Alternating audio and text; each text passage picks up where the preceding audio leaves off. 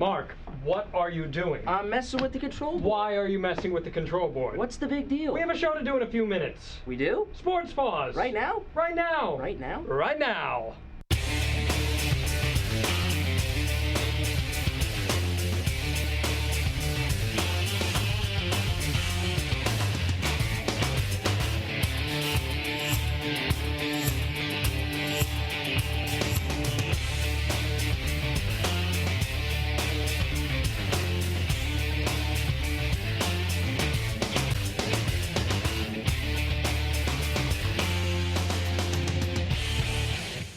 Hello world and welcome to Sports Paws. I'm Mark Spillane. And I'm John Alba. And guess what day it is? Well, Mark, it's Saudi National Day, it's Bruce Springsteen's birthday, and it's the autumn equinox in Japan. Okay, what does that have to do with anything here? Well, I don't think it has absolutely nothing to do with anything. Absolutely nothing? Absolutely nothing, but we do have something for you. Like sports? Actually, we do in fact have sports. I like sports. What kind of sports you got? Well, we've got field hockey, we've got rugby, and Mark, we've got the MAAC. That isn't a sport, John. No, but this is Sports Paws, and it's coming at you right now. Quinnipiac field hockey got the action started for the QU athletic teams this past Saturday. The Bobcats hosted the Vermont Catamounts. We're not wasting any time here. Let's see how they fared. Vermont Catamounts coming into town to take on the QU Bobcats field hockey squad up at the Turf Complex here in Camden. Both teams getting ready before the game. Bobcats pregame huddle ready to go. Quinnipiac's going to take control early here in the first half. Scrambling in front of the Catamounts net. Daniel Allen's going to have an opportunity. Himself, but it's going to be Jenelise Taylor who's going to sneak in from the right side and score. Bobcats go up early, 1-0. Few plays later now. Leah Dietrich and Danielle Allen down the side with a little bit of a give and go. Dietrich center to Jenelise Taylor, but whoa, what a diving save made by Stephanie Zygmunt, the Catamounts goaltender. Bobcats on the attack again, off of a corner. Jess Rusin going to pass it over to Jenelise Taylor, and she's not going to waste any time. Puts this one on net, deflected in by Danielle Allen. Bobcats up 2-0. Quinnipiac still dominating. Savannah Riley's going to steal this one away from Amy Griner. She's going to rush towards the front of the goal. Center one for Megan McCullough, who rips one on net. That goes in. Bobcats up 3-0.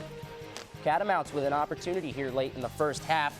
Off of a corner chance, trying to set something up, but Quinnipiac steals it away. Good defense there by Krista Romano, and out of the zone they go. Bobcats head into the break up 3-0. Not many opportunities for Vermont in this one. Here's one in the second half, but to no avail. Megan Conboy makes the stop for the Bobcats. They win 4-0. Here's Coach Becca Main. I'm here with women's field hockey coach Becca Main after their win over Vermont 4-0.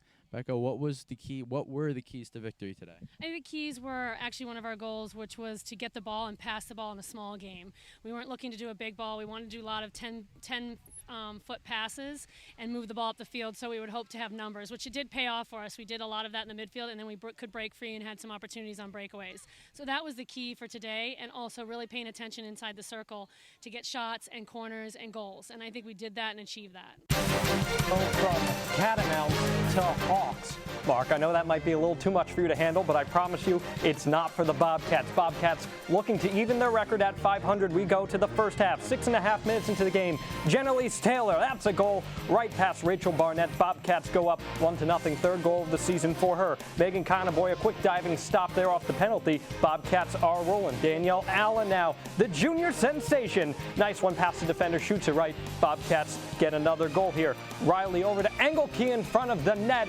Kristen Engelke finds a way to put the Bobcats up right after the little mark there. And 2 minutes later, Megan Ostanovich over to Amanda Danzinger, and it's a goal for the Bobcats. Engelke running down the field now, sneaks it past a diving Barnett. Bobcats up 4-0, Mark. I'm going to give you a little bit of a spoiler here. They're going to add one more. Haley Swartz shoots it, and the lucky bounce puts the Bobcats up 5-0. And later in the second half, it was all about Conboy. Hawk streaking down the side. Conboy, the diving stop, deflects it out of bounds, and Quinnipiac maintains that 5-point lead. And, well, she wasn't done. Conboy does it yet again. She had 5 saves on the afternoon, and Megan Conboy leading this Bobcats team to a 500 record thus far. And, Mark, you better believe that this Bobcat squad knows what they're doing. Now, the 2 wins keep the Bobcats on a roll, and Giovanni Mio stopped to speak with us about the team's recent success. Joined now by Giovanni Mio. We're going to talk some field hockey. Field hockey on a 3-game win streak right now. A win over St. Joseph's this weekend.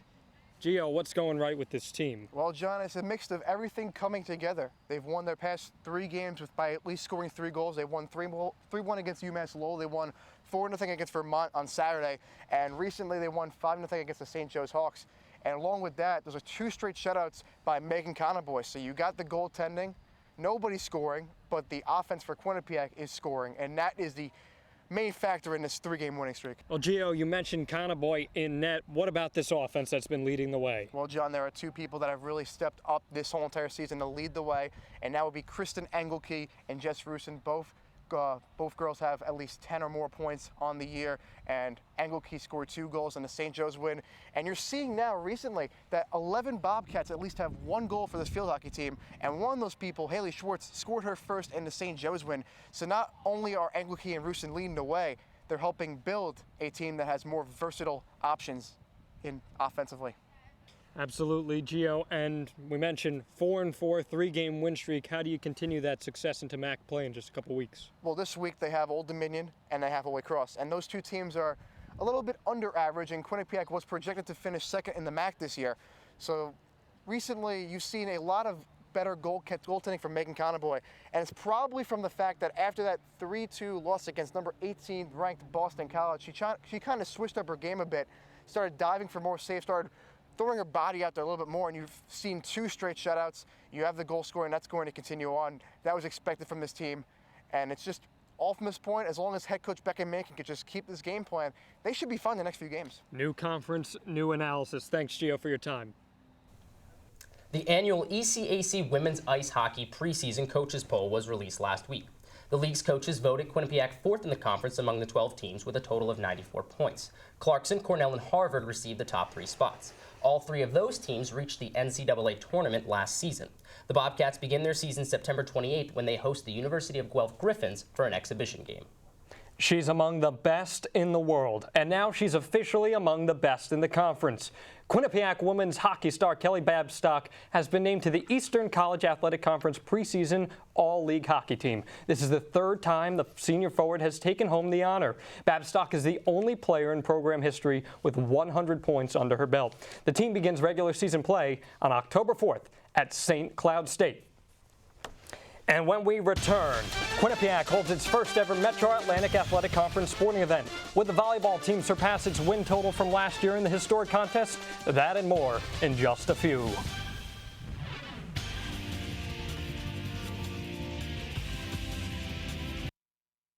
Bobcat Shop, 10 Sherman Avenue in Hamden.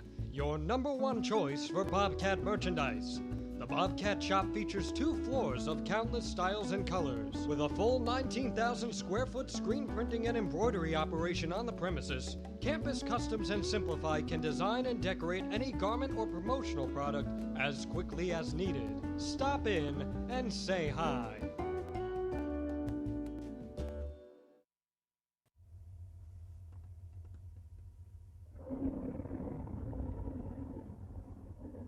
I could really go for a Ray and Mike sub right now. Come to Ray and Mike's and try our Philly chicken with cheese for just over $4, giant cheesesteak subs, and mouth-watering boar's head sandwiches for as low as $4.75. Q-Cash accepted just a mile down the road on Whitney, here at Ray and Mike's. The Bobcat Shop, located at 1010 Sherman Avenue in Hamden. Your #1 choice for Bobcat merchandise. The Bobcat Shop features 2 floors of countless styles and colors. With a full 19,000 square foot screen printing and embroidery operation on the premises, Campus Customs and Simplify can design and decorate any garment or promotional product as quickly as needed. Stop in and say hi.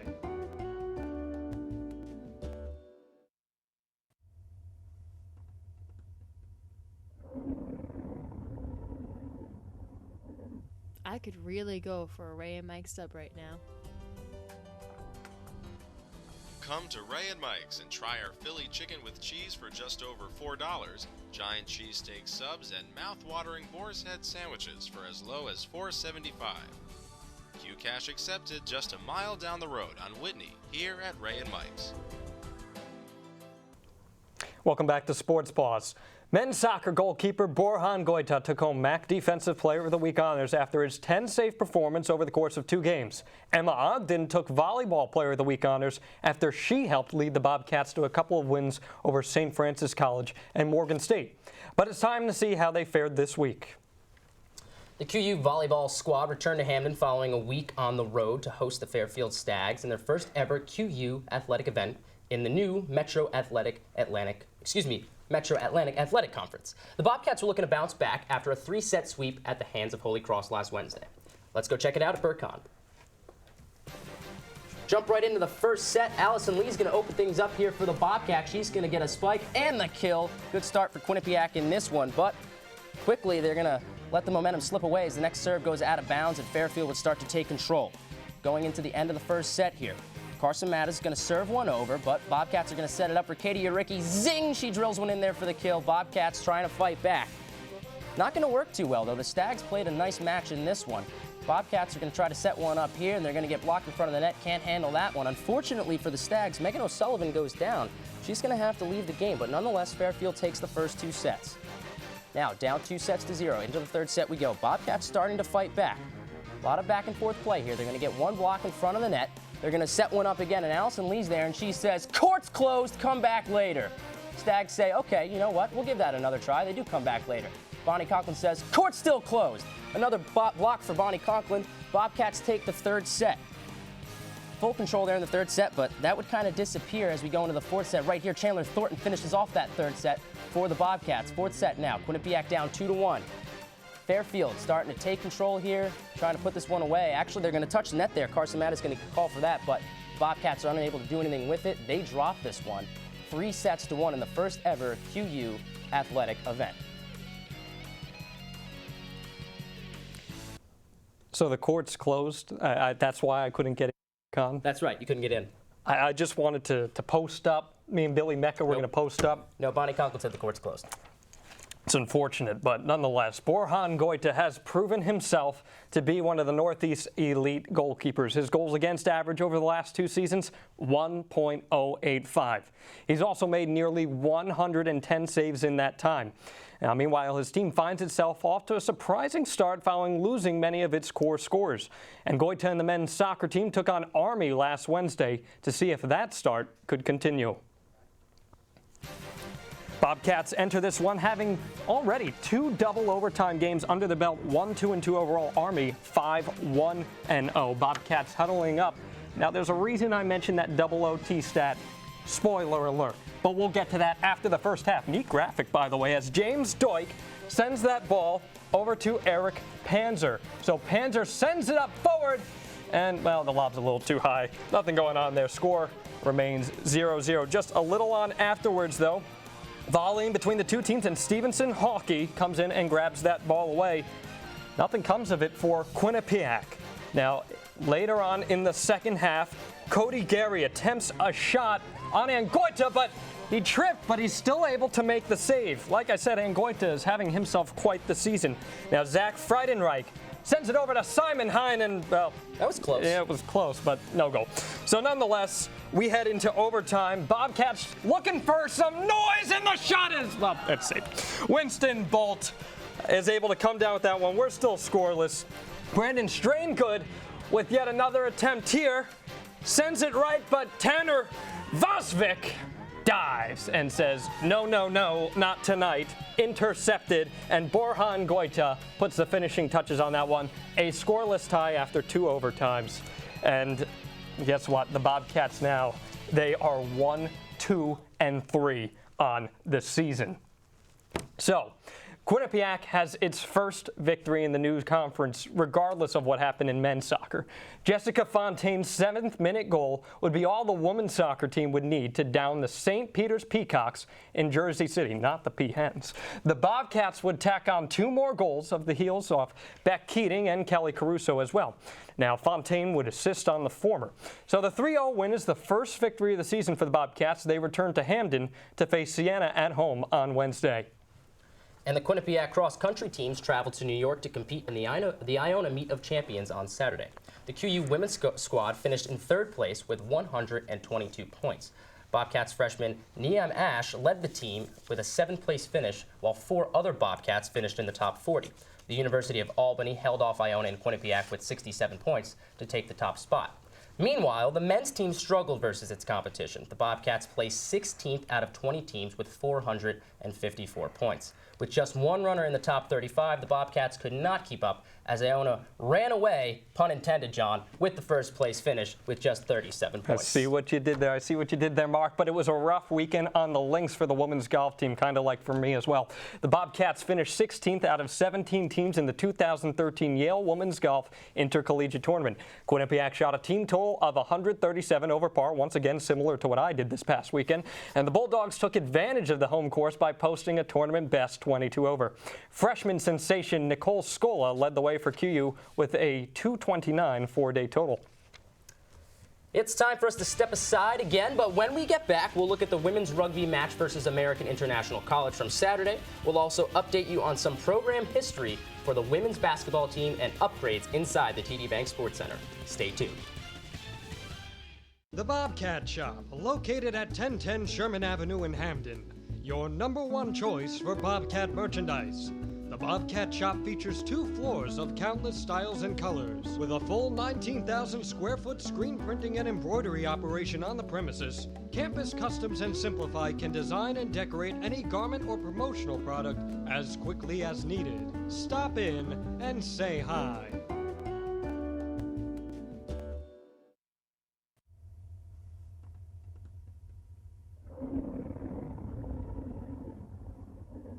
I could really go for a Ray and Mike sub right now. Come to Ray and Mike's and try our Philly chicken with cheese for just over $4, giant cheesesteak subs, and mouth-watering boar's head sandwiches for as low as $4.75. Q Cash accepted just a mile down the road on Whitney, here at Ray and Mike's. The Bobcat Shop, located at 1010 Sherman Avenue in Hamden. Your #1 choice for Bobcat merchandise. The Bobcat Shop features 2 floors of countless styles and colors. With a full 19,000 square foot screen printing and embroidery operation on the premises, Campus Customs and Simplify can design and decorate any garment or promotional product as quickly as needed. Stop in and say hi.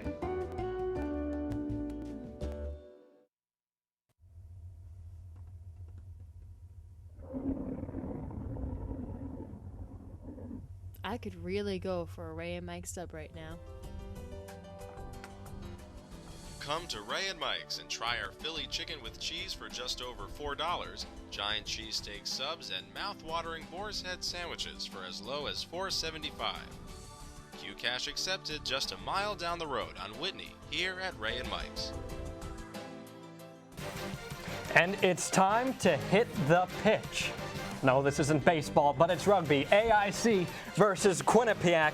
Bobcats sporting their I Play for Austin t-shirts, a great cause, which you'll find out more about later on in the year. First half here, Devin Vieira off the scrum over to Colleen Doherty, who's going to get it out to Elena Orlando, to Maggie Miles, and Natalie Costco, the sensation, the national sensation. So puts fast. the Bobcats up 7-0. She's so fast. I mean, look at her go, just blazing, one would say. Well, Yogi Berra used to say it's deja vu all over again, and that's exactly what's going to happen. The same exact combination from the same exact players is going to allow Quinnipiac to go up 12-5 off this try by Costco. They say if at first you don't succeed, try and try again, and that is what Costco does right there. What happens here? Well, here comes AIC, Mark. A scrum ensues, and Megan Pinson ends up with the ball and scores, and we are tied 12-12 heading into the break at the half. Well, here's AIC on the line out, and Cassidy Myers is going to pick up the loose ball. She's going to trudge all the way into the end zone. AIC now up 29-12, and Myers had herself quite the day because she gets this one out over to Jessica Davis, who runs it down all the way down the left side, and it's yet another score. AIC handing the Bobcats yet another defeat. Here's Connor Voss with Coach Becky Carlson. I'm here with women's rugby coach Becky Carlson. Coach, how do you think the team did today? I think we definitely could have played better. Obviously, we didn't come out on top, but it was a tough AIC team. We knew that AIC was going to bring it, and we knew that we had to capitalize on playing a good back line, and we just couldn't sew things together. Now, how do you think you'll fare in the Northeast Rugby Conference for the rest of the year? I think it really depends on what happens after this game. It's really going to be up to them to, change their minds if they want to change their energy out here. They played for a nice home crowd. We were playing for the Austin Hill Project. We were not successful today, but we were out here for a good cause, and I think it's a good kickoff. Gives us a few lessons and a lot of things to work on in practice. Okay. Thank you, Coach. Thank you. Following the latest loss for the QU women's rugby team, our rugby analyst Kevin Noonan stopped by to chat with me about the state of the team. All right, Kevin, so the Bobcats rugby squad has lost 2 of their last 3 games, with the loss at Norwich up in Vermont and then the loss here at home to AIC. What's going on with the rugby team? Nothing's really going on. It's just a matter of the fact that this year they're playing against better competition. I mean, Norwich last year was in the USA Rugby Division I championship game where they lost to Penn State. And then AIC is just a very talented team. They were big, they were strong, and they just simply overpowered the Bobcats. So nothing's really going on their end. It's just that they're playing against tougher teams. Head coach Becky Carlson told me at the beginning of the season that they have the toughest schedule in the entire country out of every rugby team. So, I mean, that pretty much speaks for itself. When you're playing against the best competition, you're not always going to run over teams 65, 70-0 like last year. It's a completely different season, and you can see that now with their 3-2. Okay, so what kind of adjustments do the Bobcats need to make in order to get back on track? I think they just have to stick with their motto that they started last year with believe. I know they went up to Norwich and they knew that Norwich was a really good team, and then they kind of stopped believing that they could beat them. So if they can stick with that mantra, that they know that they can come in and they can play with this competition. I mean, in AIC, against AIC, they were tied 12-12 at halftime, and then I don't know what happened at halftime, but AIC just came out and scored 4 unanswered tries and won 36-12. So the sky's the limit for them at the end of the season, but they just have to keep believing that they are one of the best teams out on the field, and if they can do that, they can get back on those winning ways. All right, so it's time for the expert opinion out of you. What do you expect from the Bobcats the rest of the way? Well, with the week off this week, because they don't have that Tuesday week game like they did against Harvard last week, I think for the rest of the season they're going to be comeback rested, and they're going to be ready to go. Once they'll be home for 4 weeks in the month of October, which is going to be huge because that's the end of the season. You don't want to have to go travel like they did to start off the season towards the end of the season when you're tired. So fully expect them to come back. I'm not saying they're going to win out every single game, but they're definitely going to be in every single game, and they're going to be very competitive the rest of the way. Okay, Kevin, thanks for the time.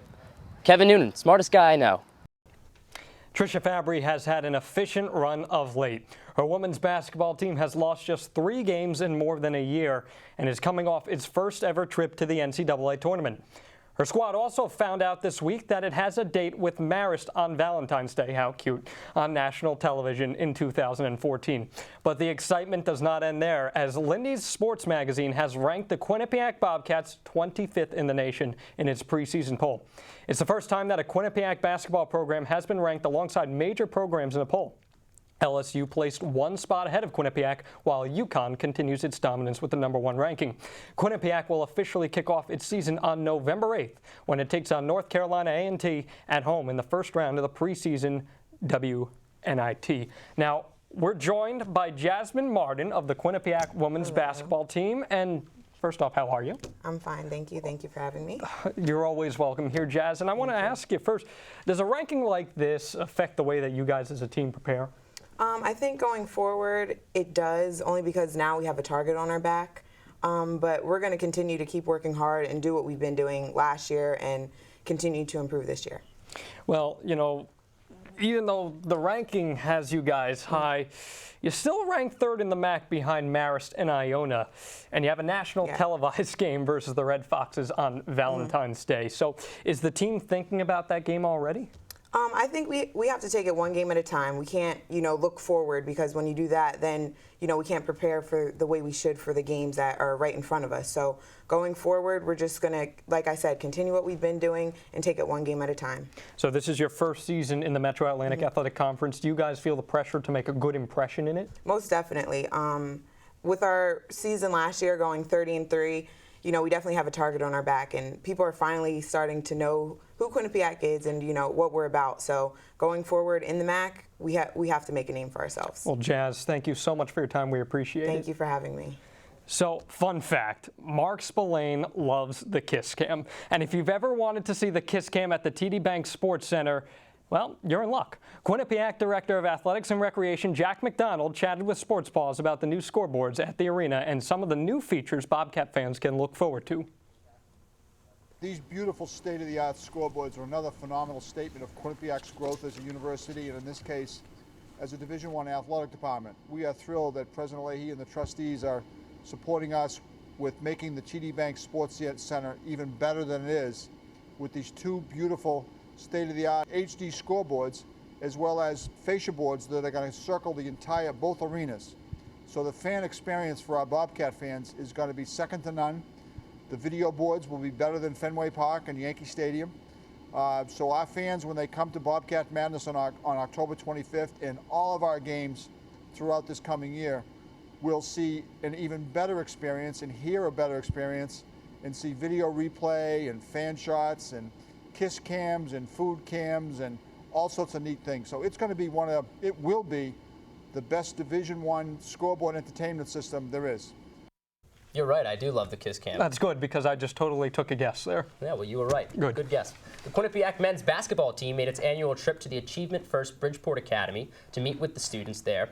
Head coach Tom Moore spoke to the students at the academy about hard work and dedication. Then the team broke up into groups to participate in a question and answer session with the 5th graders. The Bobcats tip off their season opener on Saturday, November 9th at Hartford. The Broomsticks were out in Hamden as Quinnipiac men's tennis toppled an old NEC foe on Wednesday. The Bobcats beat the Terriers of St. Francis College 7-0 with relative ease, picking up their first win of the season in the process. Quinnipiac did not lose a set in singles action and earns a second consecutive sweep of St. Francis College. The team will head up to Stores for the UConn Men's Tennis Invitational on September 27th. It's Tweet of the Week time here on Sports Paws. Chelsea Barada hosts this week's segment. Take it away, Chelsea. I'm Chelsea Barada, and this is Sports Paws Tweet of the Week. Written by Quinnipiac Athletics, women's soccer sets another benchmark in QU athletics history. First D1 win in 1998, and now first MAAC win in any sport. The Bobcats won their road game against St. Peter's 3-0 on September 21st. This is also Quinnipiac's first season in the MAAC after previously playing in the NEC. I'm Chelsea Barada, and that was your Tweet of the Week. And now it's time to look ahead to the coming week. Joey Zacco is here to tell us what to expect. What do you got for us, Joey? Well, coming up this week, on Tuesday, men's soccer takes on the Hartford 4 p.m. Then on Wednesday, women's soccer hosts Siena College at 3 p.m. and women's volleyball faces off against Hartford at 7 p.m. On Thursday, Holy Cross field hockey comes to Quinnipiac to play the Bobcats at 3:30 p.m. And on Saturday, women's soccer hosts Ryder at 1 p.m., followed by a women's ice hockey exhibition game against Guelph University at 4 p.m. at the TD Bank Sports Center. Guys? You know, John, I think I learned something today. What's that, Mark? Q30 Sports has Quinnipiac Bobcats action covered. Well, you know, right you are, and if you need more information... Wait, whoa. There's more? Oh, there's more. You better believe it. And for more information on Q30 Sports, follow us on Twitter at Q30 Sports. Just Twitter? Come on, what about Facebook? You better believe it. And YouTube? YouTube.com/user/Q30TV. I'll be sure to check that out. And make sure you check us out here next time on Sports Paws. I'm John Alba. That's Mark Spillane. And so long, everyone.